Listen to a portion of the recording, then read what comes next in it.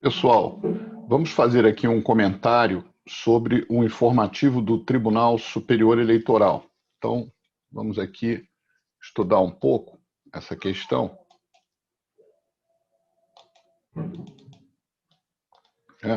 Esse informativo é o informativo de 29 de março a 2 de maio. É o número 23, número 5. Então, nós temos aqui alguns comentários a serem feitos, certo? E o primeiro deles é que tem uma nova resolução do TSE que atualiza a sistemática para apuração dos crimes eleitorais.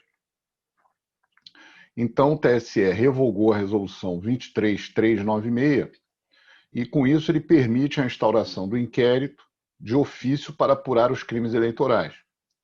E essa alteração terá vigência a partir da nova resolução no Diário de Justiça Eletrônico que já foi publicado. Trata-se de um requerimento que foi feito pela Polícia Federal e que dispõe sobre a apuração dos crimes, a fim de prever a legitimidade da Polícia Judiciária para instaurar inquéritos policiais de ofício. Na verdade, a referida resolução fixava que o inquérito somente podia ser instaurado por requisição do Ministério Público ou por determinação da Justiça Eleitoral, inviabilizando desse modo sua instauração de ofício pela polícia. Em sessão ordinária, isso foi do dia 18 de dezembro do ano passado, 2020, o TSE iniciou o julgamento da instrução número 958, que depois vira resolução. E aí, Sua Excelência, o ministro Alexandre de Moraes, relatou na apuração dos crimes eleitorais, devem ser observadas as regras previstas no Código de Processo Penal, que permitem a instauração de ofício do inquérito pela Polícia Judiciária, não se podendo, portanto, limitar a atuação da Polícia Federal no início das investigações de infrações eleitorais, o que garante maior eficiência na investigação. Muito bem. Ainda segundo o relator, a realidade exige maior entrosamento dos diversos órgãos governamentais no combate à criminalidade, à impunidade, à corrupção, etc. Retomando o julgamento, e aí a questão foi andando e o regulamento de regência da apuração dos crimes também foi atualizado em dois aspectos. Inclui a necessidade da realização de uma audiência de custódia após a prisão em flagrante, em harmonia com 310 do CPP, e com a resolução número 213/2015 do Conselho Nacional de Justiça, e regulamentou a tramitação administrativa dos inquéritos policiais quando o investigado é detentor de foro por prerrogativa de função. Então, além de dar também, naturalmente, a atribuição à Polícia Federal, que, aliás, nunca deveria ter sido tirada, de instaurar de ofício uma investigação, regulamentou aqui também esses dois itens, né? Incluir a necessidade da audiência de custódia após a prisão em flagrante e regulamentar a tramitação administrativa dos inquéritos quando o investigado é detentor por foro por prerrogativa de função. Então, isso foi julgado no dia 29 de abril de 2021. Pois bem, esse é um tema importante, vocês que estão aí se preparando para concurso público, fiquem atentos aí a essa inovação criada aqui na resolução dos crimes eleitorais. Só lembrando, os crimes eleitorais, eles são julgados, a princípio, pelo juiz eleitoral da zona eleitoral do local do crime, locus criminis delicti, artigo 70 do Código de Processo Penal. Mas também os crimes eleitorais devem observar se o indiciado tem foro por prerrogativa de função, a competência aqui jurisdicional, né? Então, por exemplo, se for um prefeito candidato à reeleição, ele vai ser processado e julgado no Tribunal Regional Eleitoral. Se for um vereador candidato à reeleição, ele é julgado pelo juiz eleitoral da comarca. Se for um deputado federal ou um senador, Supremo Tribunal Federal, artigo 102.1 da Constituição. Se for um governador que pratica um crime eleitoral, ele vai ser julgado pelo STJ, isso é importante também. E se for um deputado estadual, vai ser julgado pelo TRE. Então, uma curiosidade importante, o Tribunal Superior Eleitoral, ele não tem nenhuma competência originária para julgar crimes eleitorais. A competência dele é apenas recursal de decisões, acórdãos do TRE para o TSE que julga em matéria criminal. Aqui a Constituição deveria ter sido melhor idealizada, sistematizada, tá bom? Então, fiquem atentos a essa questão e vamos aqui para outro assunto. Bem, existe um tema que é sobras de campanha e recursos próprios do candidato, né? Os recursos próprios do candidato, empregados em sua campanha, submetem-se aos mesmos requisitos formais das doações realizadas por terceiros. Então, se o candidato ele tem dinheiro, por exemplo, guardado no banco Itaú, Bradesco, numa outra instituição bancária, e ele quer usar parte desse dinheiro para a sua campanha eleitoral, ele vai ter que fazer uma transferência numa conta própria que é aberta com CNPJ no momento que ele requer o registro da candidatura. Ele também recebe um CNPJ para abrir uma conta bancária e toda a tramitação financeira dessa conta, da campanha, tramita por essa conta. Então, assim, os valores que caracterizem sobras de campanha, ainda que se originem de patrimônio pessoal, devem ser destinados ao partido político. Tá? Trata-se de um agravo interno, que foi interposto uma decisão monocrática que manteve o acordo do TRE, que desaprovou as contas de campanha do recorrente por ausência de recolhimento de sobras de campanha. Quer dizer, essa pessoa aqui tinha que ter recolhido as sobras de campanha ao partido e não o fez. Quando sobra dinheiro nessa conta, gente, pessoal, vai para o partido, tá? O recorrente alega que, reconhecido que os valores da campanha originaram-se de seus próprios recursos, o montante devia ser restituído ao seu patrimônio e não ao partido. Senão seria um enriquecimento sem causa do partido, né? E aí, Sua Excelência, o ministro Luiz Felipe Salomão, o relator, afirmou, nos termos desses artigos 53, parágrafo 1º, 54, parágrafo 1º da Resolução 23553, essa resolução de 2017, ela é uma resolução que tratou dessa questão de prestação de contas de campanha. Aliás, para cada eleição, nós temos resoluções que falam sobre isso, sobre prestação de contas, né? E os valores referentes às sobras devem ser transferidos ao partido da circunscrição do pleito, quer dizer, naquele município, por exemplo, naquele estado. E na impossibilidade devem ser direcionados ao Diretório Nacional da GREI. GREI é partido. Então, destacou em seu voto que o regional já havia pronunciado sobre a alegação vertente, ocasião que se concluiu pela impossibilidade de se restituir o valor ao candidato, ainda que originariamente se tratasse de seus recursos próprios. É até estranho isso, né? Poxa, ele mesmo usou o dinheiro e ele mesmo vai ter que pegar esse dinheiro e levar para o partido, tanto é que ele alegou isso, né? Poxa, o partido vai ter um enriquecimento sem causa. Assim, o relator entendeu não ser possível a restituição do valor ao candidato, porque não há essa previsão legal para que assim se proceda e existe entendimento da Corte Superior no sentido de que o aporte de recursos próprios da campanha submetem-se aos mesmos requisitos formais de doações realizadas por terceiros. Então, é como se houvesse uma simetria, né, entre a doação própria do dinheiro dele e de um terceiro que tivesse doado para ele. Concluiu-se, então, não ser lícito ao intérprete criar nova modalidade de estorno, de modo que se deve aplicar ao caso a regra contida no parágrafo 1º do artigo 53, que determina o recolhimento dos valores ao ente partidário. Muito bem. E aí vamos seguir aqui com outros itens. Aqui nós temos uma decisão do ministro Edson Fachin, agravo de instrumento, no agravo de instrumento 0607 de São Paulo, e isso foi no dia 15 de abril de 2021. Bem, o que diz aqui o tema, né? O artigo 31 da Lei dos Partidos veda o recebimento de doações de entidades e governos estrangeiros. Por que isso, gente? Por causa de uma questão de soberania interna, né, do nosso regime democrático. Ao passo que o artigo 33, inciso 2, desautoriza a doação com recursos de origem estrangeira. Então, a vedação contida no preceito regulamentar restringe a origem estrangeira do montante doado, nada referindo quanto à nacionalidade do donatário, que posteriormente veio a ser expressamente consagrado numa outra resolução do TSE, que é a 23.607. Ao português com residência permanente no país, são assegurados todos os direitos civis e políticos, artigo 12, parágrafo 1º da Constituição, desde que observados os requisitos contidos no Decreto 70.391 de 1972. Então, o português que reside no Brasil lhe é assegurado os direitos civis e políticos com base nesse decreto, tá? salvo aqueles expressamente conferidos aos brasileiros natos e relativos à prestação de serviço militar obrigatório, expulsão, extradição. O que induz a irregularidade da doação. Portanto, não é a nacionalidade do doador, tá? Não é a pessoa física, mas a origem estrangeira do valor doado, sendo inadmissível qualquer discriminação do estrangeiro equiparado quanto à comprovação da origem do recurso doado, sob pena de afronta ao princípio da igualdade. Então, os ministros, por maioria, deram provimento ao agravável recurso para afastar a determinação de recolhimento ao Tesouro Nacional, mantidas as demais obrigações. Certo? Então, aqui nós temos essa decisão também interessante, né?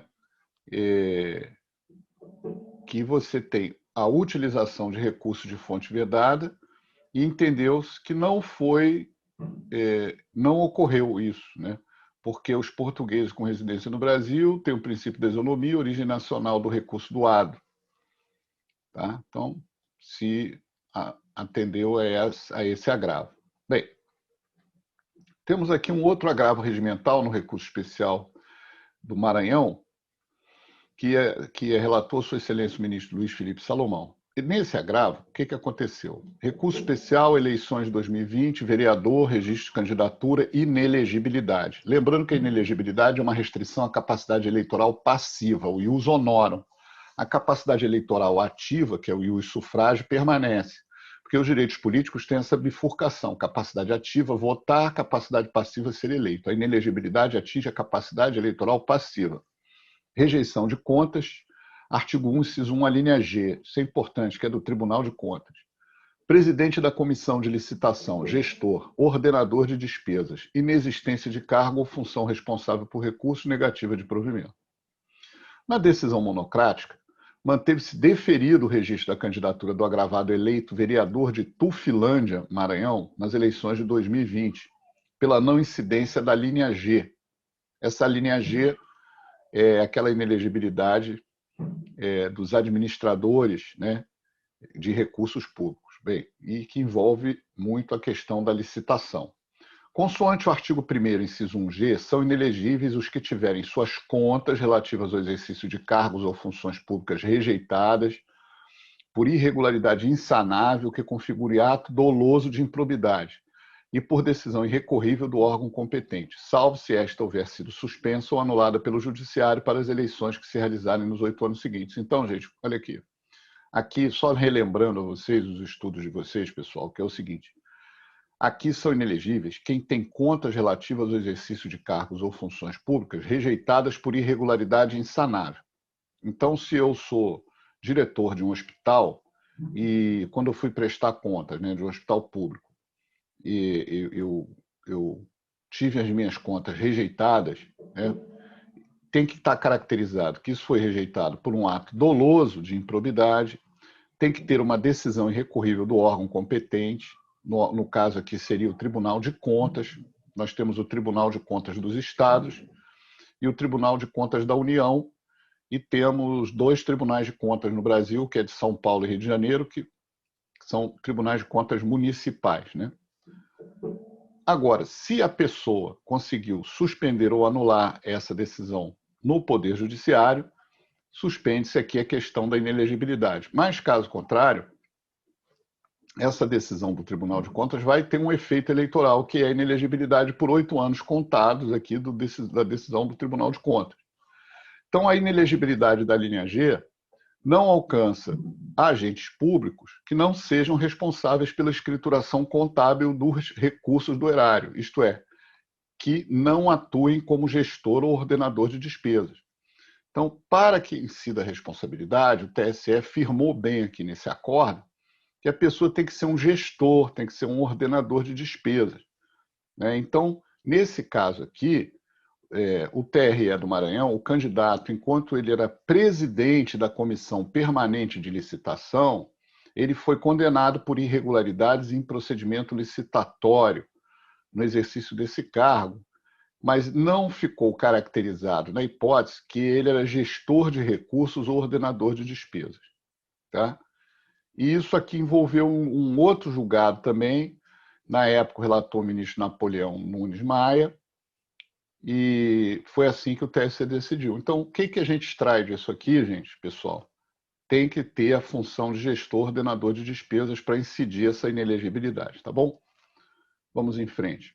Temos aqui um outro recurso especial eleitoral de João Monlevade, Minas Gerais, sendo relator Sua Excelência o ministro Edson Fachin, né? Recurso especial eleitoral, registro de candidatura, vereador, desincompatibilização. A desincompatibilização é um afastamento da função, né? Artigo 1º, inciso 1, inciso 4º, a linha A, combinado com o inciso 3º, a linha B, item 4, ambos da Lei Complementar 64 de 90. Só para vocês entenderem, a Lei 64 de 90, ela tem lá prazos de de desincompatibilização. E esses prazos ali são meio que confusos. Então, existe uma tabela do TSE que a pessoa tem que sempre consultar, que é fruto de uma jurisprudência consolidada do TSE sobre várias hipóteses. Porque ali os prazos falam em 6 meses, 4 meses, 3 meses. Então, dependendo do cargo ocupado, a pessoa tem que fazer essa pesquisa, né? Aqui, no caso, era afastamento do cargo de Secretaria Municipal de Saúde, tá? Posse subsequente no cargo de Secretária Adjunta Municipal da Saúde. Aparência de desincompatibilização. Ônus da candidata em demonstrar que houve a desincompatibilização de fato e de direito. Gente, a de direito é o documento que é entregue ao chefe da repartição que a pessoa está licenciada, está se afastando, né? E a de fato é sair realmente da função, porque não adianta você dar entrada no papel, né? Dar entrada lá ao seu chefe, olha, eu vou me afastar para me candidatar e continuar lá distribuindo santinho, etc. Então, o registro da candidatura foi indeferido. Retotalização dos votos, recurso especial eleitoral provido, vereadora, deferimento, impugnação, atos cometidos pela candidata que denotam a continuidade do exercício de suas funções.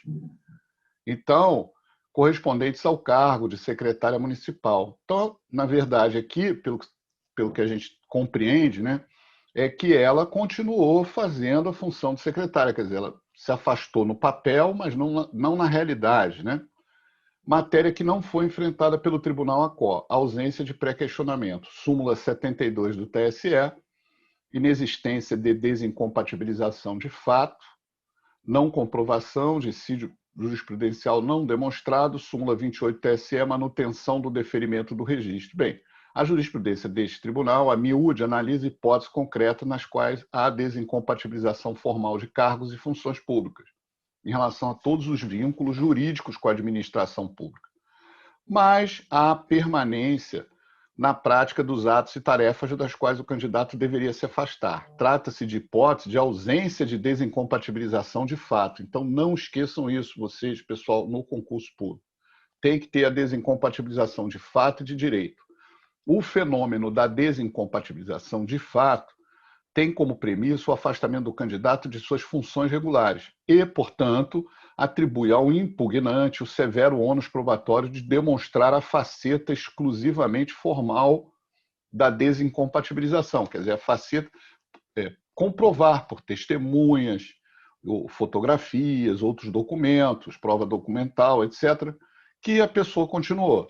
O caso concreto não se amolda a essa racionalidade, porque a candidata se desincompatibilizou do cargo de secretária municipal de saúde e assumiu em ato contínuo o cargo de secretária adjunta municipal de saúde, mantendo-se no núcleo do poder e atribuições das quais deveria ter se afastado. Essa condição impõe a candidata o ônus de demonstrar a inexistência da burla material ao Instituto da Desincompatibilização, porque se ela sai como secretária municipal de saúde e entra no cargo de adjunta municipal de saúde, ela continua ali no núcleo do poder. É isso que o acordo TSE está dizendo. Inexistência de desincompatibilização no prazo aqui da lei, né? O registro foi indeferido, determinação de retotalização dos votos, recurso provido. Bem, acordaram por unanimidade dar provimento ao recurso para indeferir o registro da candidata lá do município de Monlevade, Minas Gerais, e determinar a comunicação dessa decisão ao TRE de Minas para que se proceda à retotalização dos votos e também que afaste imediatamente a recorrida da Câmara de Vereadores daquele município. Então, essa retotalização pode essa vaga ficar ainda no partido ou ir para outro partido, tá bom? Então, esses eram, basicamente, os temas desse informativo que eu queria comentar com vocês. Bons estudos e vamos para a próxima.